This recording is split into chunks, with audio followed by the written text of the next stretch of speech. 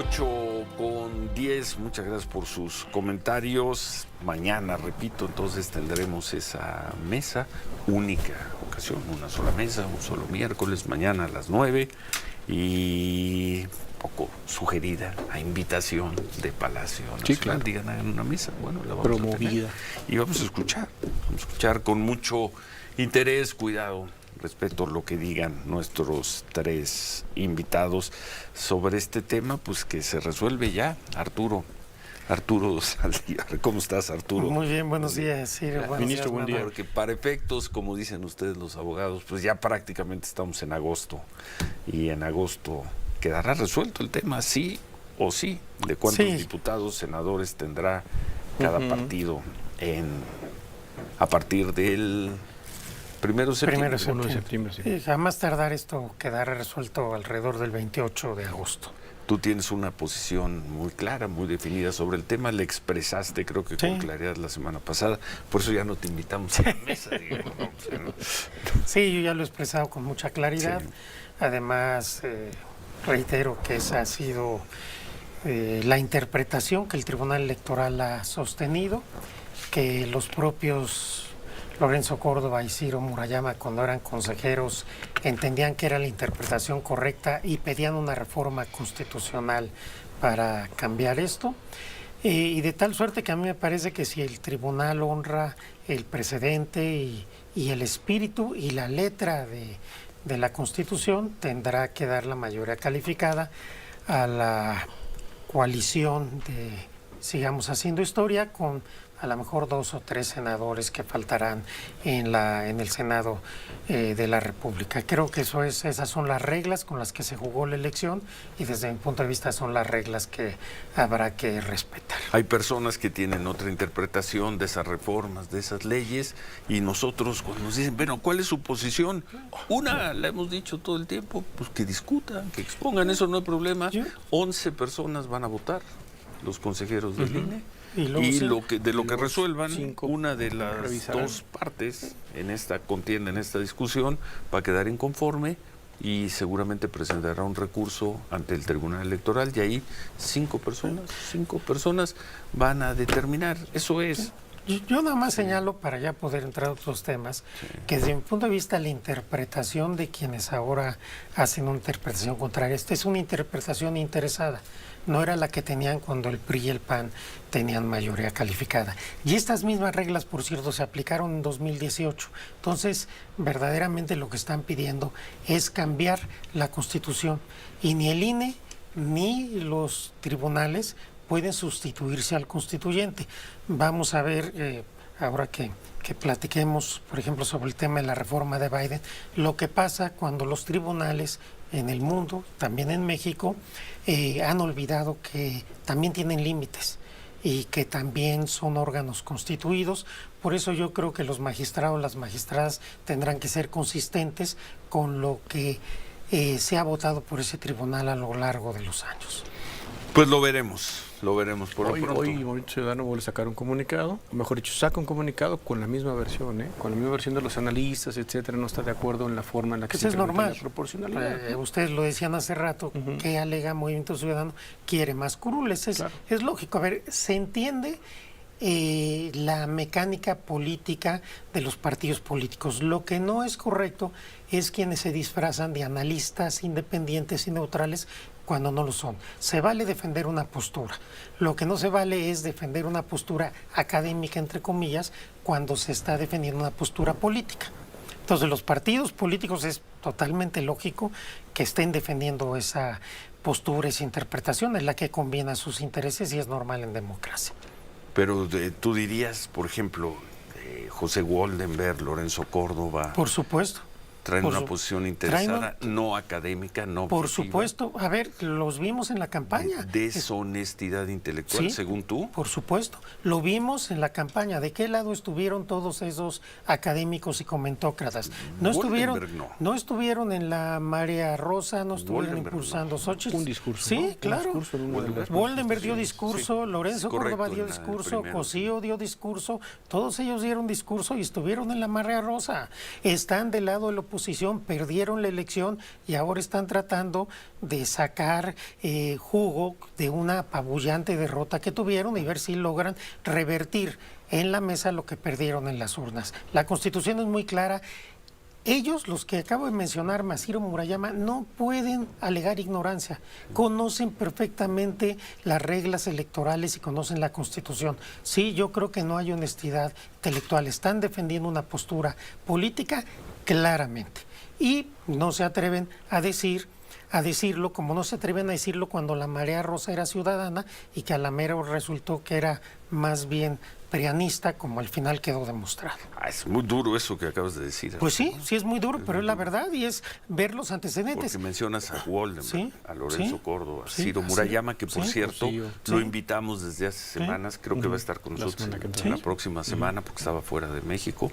Waldenberg, Lorenzo Córdoba, Cosillo, José Ramón Cosillo, Ciro Murayama. Y otros, ya no hablemos de Aguilar Camín y otros personajes por el estilo. Por supuesto, y está clarísimo, porque además, en el caso de Ciro y de Lorenzo... De Ciro Murayama. De Ciro Murayama, claro, sí, hay que aclarar.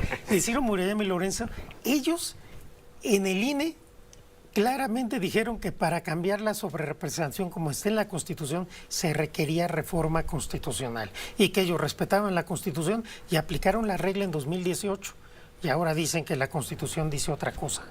Muy complicado ese cambio de señales. Entonces sí, yo creo que tienen una postura política y es clarísima, es respetable. Lo que no es respetable es disfrazarte de independiente y neutral cuando no lo eres. Y no lo fueron.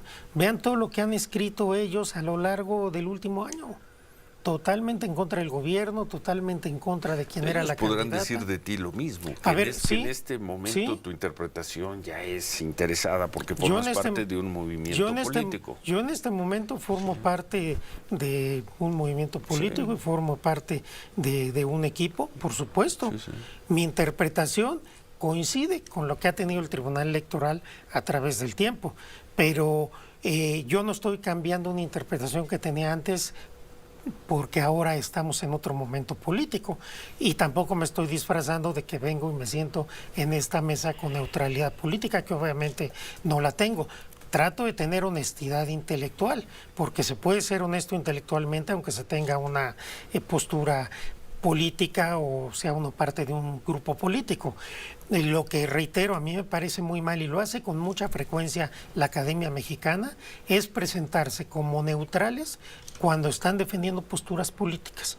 Creo que por lo menos deberían de transparentar esa postura política y a partir de ahí dar sus argumentos, que todo el mundo tiene derecho a opinar y posicionarse como quieran, pero también tenemos derecho a evidenciar cuando es claro que algunos de los personajes, o casi todos los que han estado pronunciándose en este sentido, formaron parte de la Marea Rosa, del movimiento de Xóchitl Gálvez, de la candidatura del PRIAN y de todo lo que hemos visto. Ya hay pruebas contundentes de eso.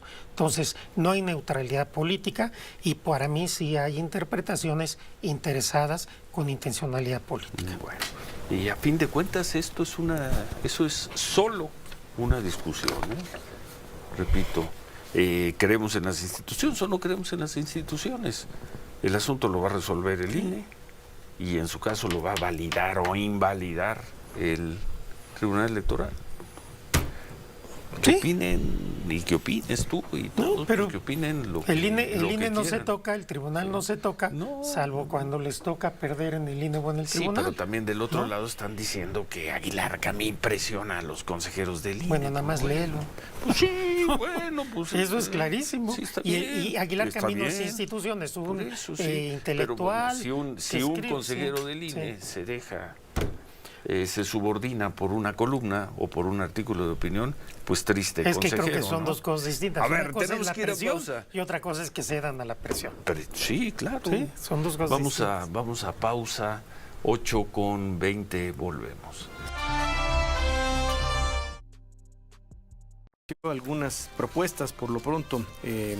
que quiere que sean discutidas. Interesantísimo esto que usted quiere comentar, porque hace poquito hablábamos de lo que tiene que ver con, por ejemplo, jueces. Quieren establecer que un presidente establezca el periodo cada 2 años de jueces para que no se eternicen por un lado y que de alguna forma entendible pues se termine lo que aquí llamamos fuero, ¿no? Que ya no haya algo que se llama fuero en Estados Unidos o una supremacía de libertades para que no se les adjudique algún delito, como es el caso específicamente que ha sucedido con Trump.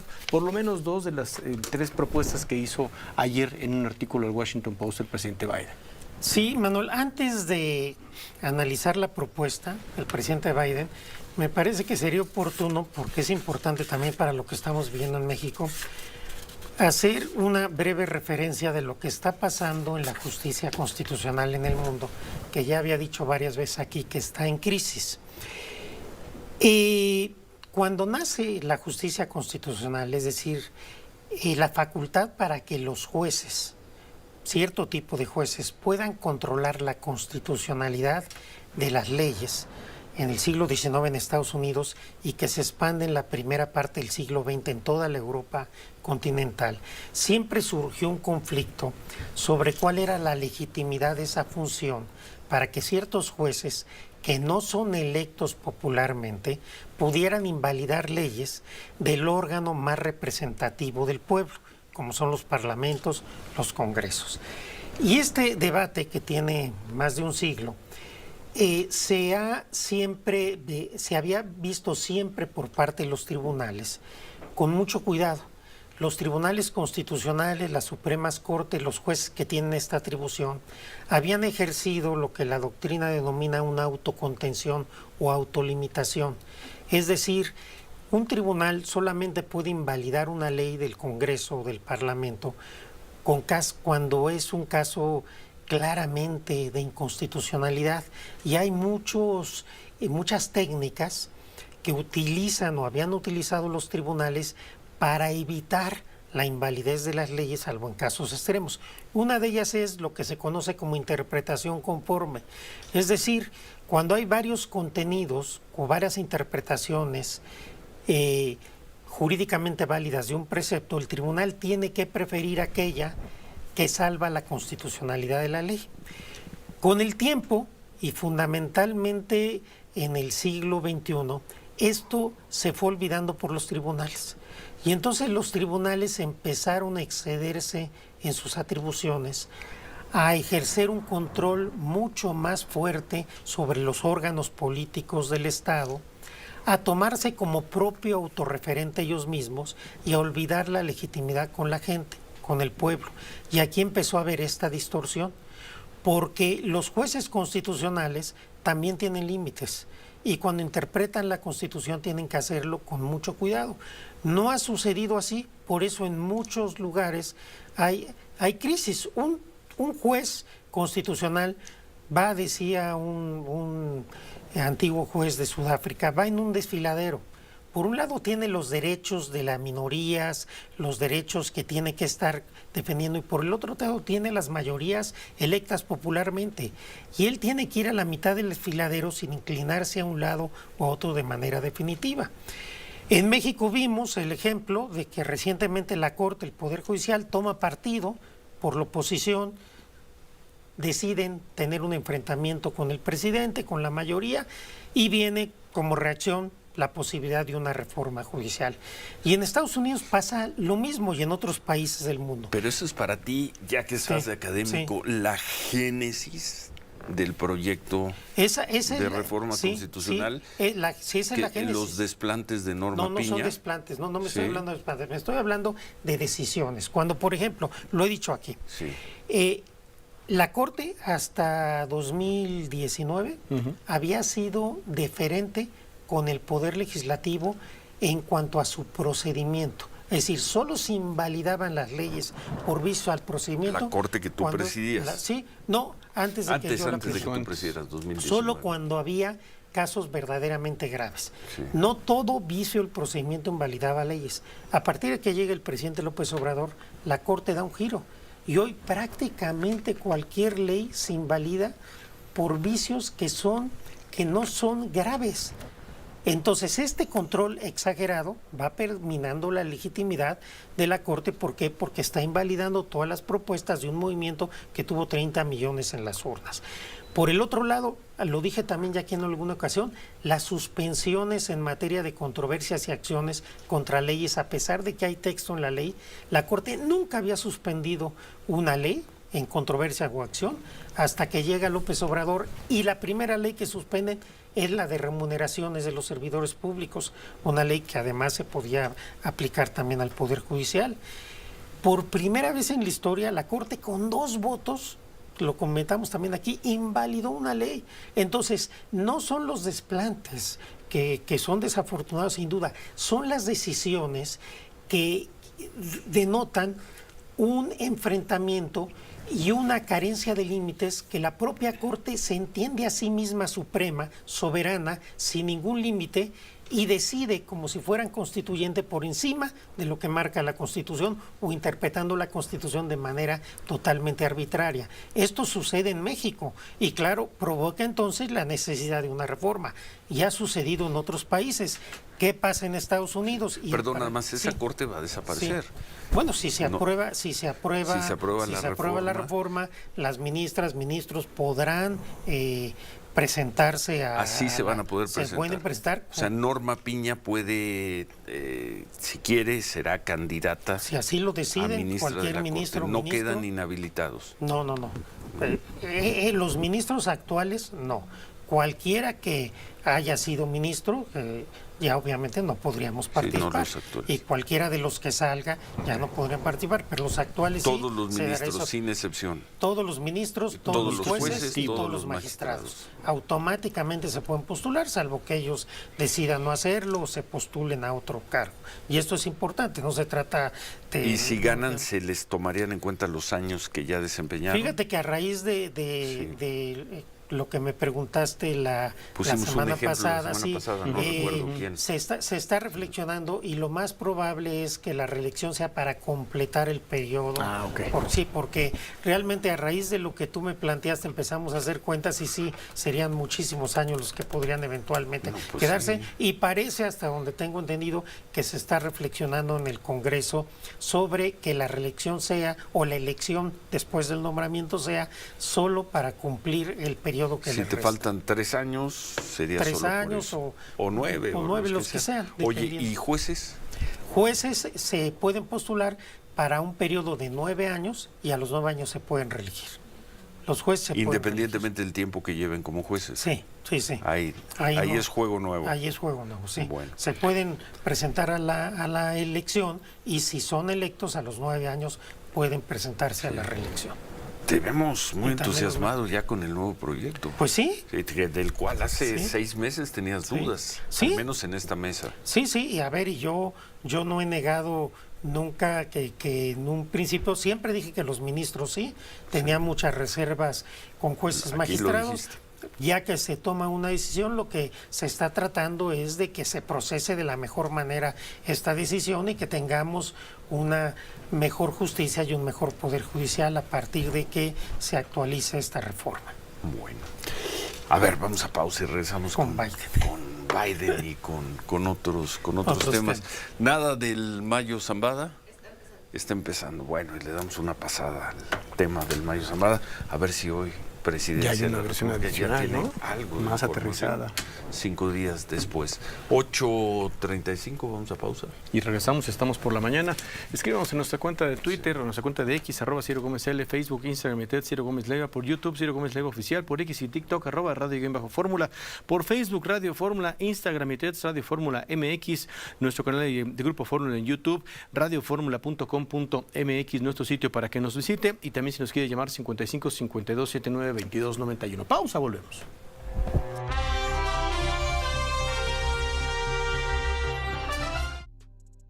Bueno, concluimos, Arturo, con el tema de la reforma judicial. Ya habló el presidente López Obrador, ya dijo algo, a ver si nos explicas de cómo se va a elegir y quiénes serían candidatos a postularse a la elección como jueces, como candidatos a jueces, pero estabas haciendo un paralelismo entre la reforma judicial que perfila Joe Biden y lo que están haciendo ustedes. Exactamente. En México. Me gustaría destacar, reiterar el tema de la necesidad y la importancia de la confianza de la gente en sus jueces y juezas. Esto es fundamental. Tanto el presidente Biden como la ahora prácticamente candidata Kamala Harris han dicho expresamente, y aquí también hay otro paralelismo, una propuesta de reforma judicial que plantea el presidente y que retoma la candidata. Habla el presidente Biden de restaurar la confianza del pueblo en la Corte, que no es normal lo que está pasando en la Suprema Corte y que está socavando la confianza de la gente. Estados Unidos. De Estados Unidos. Y Kamala Harris dice, la confianza de la gente ha sido fundamental en el desarrollo de la Suprema Corte. La Suprema Corte de Estados Unidos tuvo el prestigio que tuvo gracias a que logró tener ese reconocimiento y esa confianza en la gente. Esa confianza la ha perdido, así dicen ellos, y consecuentemente se trata de restaurar la confianza de la gente en la Corte. Muy importante porque viene a ser lo mismo y está pasando en muchos países, como lo decía, los tribunales de constitucionalidad que se sienten sin limitaciones y empiezan a resolver en contra del sentido de los pueblos.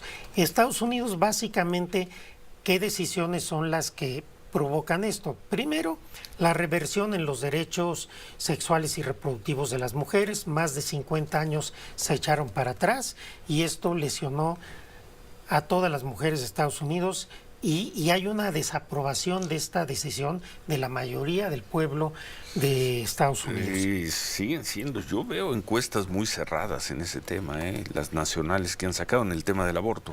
Bueno, hasta donde Sí, yo sí. entiendo, la mayoría de la gente estaba conforme con el precedente. Están casi, con el acuérdate precedente. del voto Sí. conservador No, en el es centro cierto, de Estados Unidos. es cierto. Sí. Pero aquí hubo algo bien importante que, por eso, y que viene al caso también la autocalificación. Los tribunales tienen que ser deferentes a los precedentes. Si tienes precedentes, no los puedes cambiar arbitrariamente. La Corte lo hizo. Y la decisión más reciente, darle inmunidad al presidente Trump y a cualquier presidente por cualquier acto que prácticamente cometan en su mandato. Hace que un mes, Sí, 2 meses, hace un mes. exactamente. Sí. Entonces, esas dos decisiones hacen que el presidente Biden reaccione, presenta 3 puntos en su reforma. Primero, que los jueces y juezas de la Suprema Corte dejen de ser vitalicios, tengan 18 años y se vayan proponiendo cada 2 años escalonadamente para evitar que un presidente deje su huella y cambie por décadas el destino de la Corte. En segundo lugar, que hay un código de ética vinculante. Ha habido escándalos de corrupción recientemente en los Estados Unidos, regalos, viajes, asuntos donde tiene interés y los están resolviendo. Y cuando el Senado trató de llevar a cabo una investigación y un procedimiento, el Congreso, perdón, ¿qué fue lo que dijo en la Corte? Somos independientes. La famosa independencia judicial como máscara, como protección, como armadura para la corrupción de la Corte americana. Y también buscan con esta reforma revertir el criterio de la inmunidad, porque dice el presidente Biden, todos estamos sometidos a la ley, aquí no hay un rey, hay presidentes y todos, incluyendo los ministros, ministras de la Corte, estamos sujetos a la ley.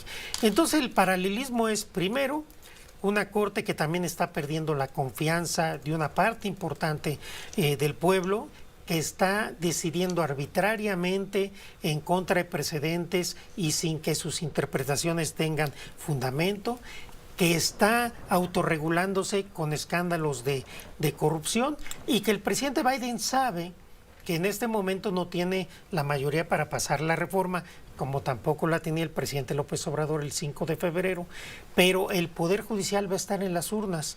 La Suprema Corte va a estar en las urnas, como estuvo el Poder Judicial el 2 de junio en las urnas en México. Entonces, para los que se escandalizan, es un fenómeno mundial.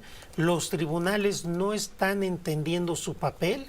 se engolosinaron, se están excediendo y esto necesariamente tiene respuesta de las fuerzas políticas porque en un Estado constitucional también las mayorías y las elecciones tienen importancia y los tribunales tienen que actuar defendiendo los derechos, pero también con prudencia y entendiendo los tiempos. Bueno. ¿Qué dijo el presidente sobre la reforma al Poder Judicial, Sofía? Buen día, ya te habíamos saludado. No, hoy no. Buen día, Ciro. Buen día, ministro. Hoy el presidente dice una vez más que los jueces deben ser elegidos por el pueblo, que los elige el pueblo, que participen los que están actualmente, que se garantice su derecho para que participen, algo así como el pase automático de las universidades, dice el presidente, que puedan participar en la elección. Y dice el presidente que estuvo platicando con un legislador, solo así, no dice quién, y este legislador le comentó que una de las opciones en la reforma es que no se limite el número de candidatos a participar para esta elección. ¿Qué es no limitar un número de candidaturas? O por el contrario, ¿cómo limitarías una candidatura, Arturo? A mí me parece que a lo que se refiere el presidente es que recuerden ustedes que las candidaturas se van a proponer dependiendo del cargo, unas por la presidenta, otras por el Senado, otros por la Cámara de Diputados y otros por la propia Corte. Entonces, un sistema cerrado sería cada poder decide a quién propone. ¿No? Con un número limitado. Sí, cada uno va a proponer 2 o 3 sí, o 5. 10 un número. Un número, 10, sí. 2 dependiendo, 6 dependiendo. Aquí me parece que a lo que se refiere el presidente es a decir, más que salga de los poderes a quienes van a proponer, que se abre el proceso para que se pueda inscribir quien quiera y de quienes se inscriban, que los poderes elijan los que consideran más idóneos. Es decir, no lo cierras, lo abres para que cualquiera se pueda inscribir. Un poquito lo que pasa en el INE. Así se hace en el INE. En el INE se abre una convocatoria. A ver, ayúdame, Arturo. Bueno, más allá de lo que resuelvan. En mi caso, yo habito en la Ciudad de México, en la alcaldía Álvaro Obregón. Sí. ¿Yo por quién voy a votar? Sí. Va a haber dos. Según el proyecto que están haciendo. Va a haber dos tipos yo voy a ir a votar el día que sea esas elecciones, jueces, ministros. ¿Y por quién voy a votar? Va a haber dos tipos de votaciones en cuanto a la circunscripción de la votación. Más bien 3. Primero, cuando se trata de ministros o ministras de la Corte, de magistrados o magistradas del Tribunal de Disciplina Judicial, magistrados y magistradas de la Sala Superior del Tribunal Electoral, se vota de manera nacional. Es decir, todo el pueblo de México vota por esos candidatos. Como si fuera presidente de la República. Exactamente. Segundo, para las salas regionales del Tribunal Electoral, que tienen jurisdicción en circunscripción, se votará de acuerdo a las circunscripciones uninominales electorales. O sea, ya llevo 2 boletas. Y 3, para el resto de magistrados y jueces, votarás en tu circuito, es decir, en tu estado. Si tú estás en el estado de Querétaro, votarás por los magistrados y jueces que tienen jurisdicción en el estado. ¿Y en la Ciudad de México? En la Ciudad de México, por quienes tienen jurisdicción en la Ciudad de México, que obviamente son muchos. ¿Cuántos son, Arturo? No tengo ahorita el dato, pero sí son muchos. ¿Pero cuántos y son? También... ¿Voy a tener una boleta con 2.500 nombres? A lo mejor no 2.500, pero sí vas a tener una boleta con muchos nombres. Se está todavía pensando cuál va a ser el diseño de la boleta, porque obviamente no puede ser que tienes 1,000 nombres o 200 nombres y tachas.